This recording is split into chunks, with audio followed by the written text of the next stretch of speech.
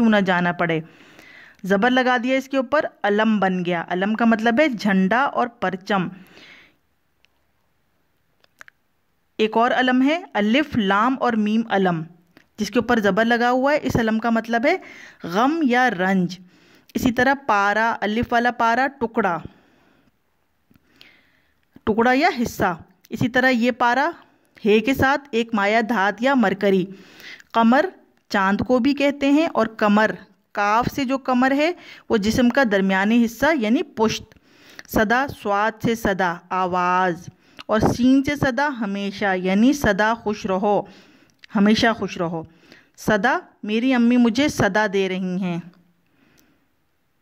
یعنی آواز دے رہی ہیں۔ عالم، عالم دنیا، اور عالم علم رکھنے والا۔ عامل اسی سے ملتا جلتا ایک لفظ ہے، عمل کرنے والا۔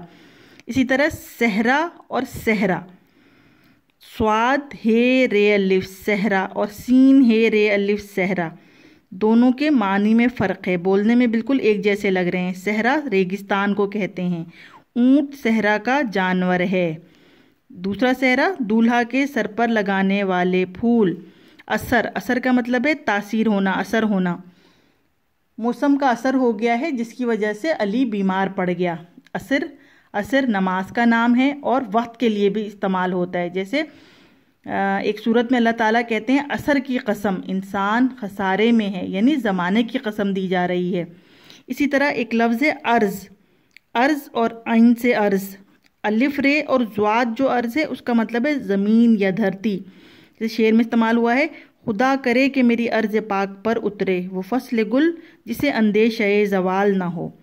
اسی طرح عین سے ارض جو ہے اس کا مطلب ہے گزارش، یا عین سے ارض کو کپڑے کی چوڑائی کے معنوں میں بھی استعمال کیا جاتا ہے۔ اگر گزارش کے معنوں میں ہم لکھیں گے تو اس طرح ہوگا، عرض ہے کہ مجھے صبح سے بخار ہے جس کی وجہ سے مجھے 2 روز کی چھٹی دی جائے۔ اس کپڑے کا عرض بہت کم ہے۔ اسی طرح ایک لفظ ہے جل اور دوسرا لفظ ہے جل۔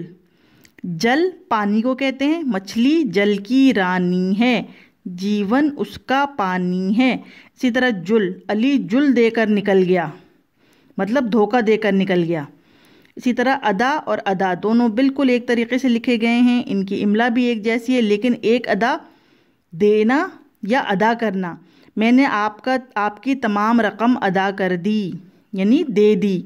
اسی طرح دوسری ادا ہے ناز نخرہ، یہ ادا، یہ ناز، یہ انداز آپ کا، وہ ناز اور نخرے والا ادا ہے۔ اسی طرح اعظم، اعظم کا مطلب ہے بڑا، جیسے قائد اعظم۔ عازم، یہ عازم اور عازم تھوڑا سا فرق ہے اس میں، معمولی سا۔ عازم کا مطلب ہے ارادہ کرنے والا، کسی کام پر آمادہ اور تیار ہونا۔ عازم کی جمع ہے عازمین، یعنی عازمین جب ہم کہتے ہیں اکثر ہم اس طرح کہتے ہیں کہ عازمین حج، عازمین حج کا قافلہ تیار ہے، عازمین حج حج کے لیے جانے کے لیے تیار ہیں۔ تو عازمین حج بہت زیادہ کامن ہے، مطلب بہت زیادہ عام استعمال ہونے والا لفظ ہے۔ اس لسٹ میں ہم نے آپ کو کچھ ایسی فہرست بتائی جس میں بچے آج کل کے بہت زیادہ کنفیوز ہوتے ہیں، ان کو بالکل سمجھ میں نہیں آتا ہے کہ اس طرح کے جو لفظ الفاظ آ جائیں تو ان کے معنی کس طرح سے لکھے جائیں، کس طرح سے بیان کیے جائیں۔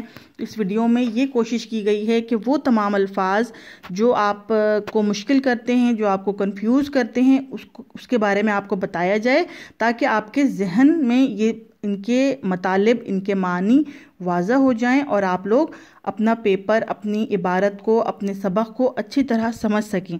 آپ نے کرنا یہ ہے کہ اس ویڈیو کو بار بار دیکھیں، اس کو سنیں، اس کو سمجھیں اور اس کو یاد کریں، اور اگر ہو سکے تو اس کو اپنی کاپی پر بھی لکھ لیں۔ کاپی پہ لکھنے سے آپ کو یہ بہت اچھی طرح یاد ہو جائیں گے، اور جہاں کہیں بھی یہ الفاظ استعمال ہو رہے ہوں گے تو آپ اس کے معنی کو اچھی طرح سمجھ سکیں گے۔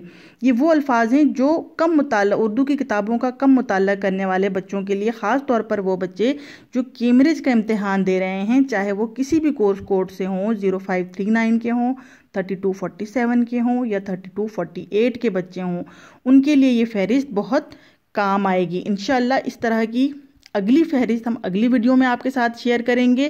اگر ان میں سے کسی لفظ کے بارے میں کوئی سوال ہے، کوئی ابہام ہے، کوئی آپ لوگوں کو کوئی بات پوچھنی ہے تو وہ آپ کمنٹ سیکشن میں پوچھ سکتے ہیں، انشاءاللہ آپ کو جواب ضرور دیا جائے گا۔ اللہ حافظ، اگلی ویڈیو تک کے لیے۔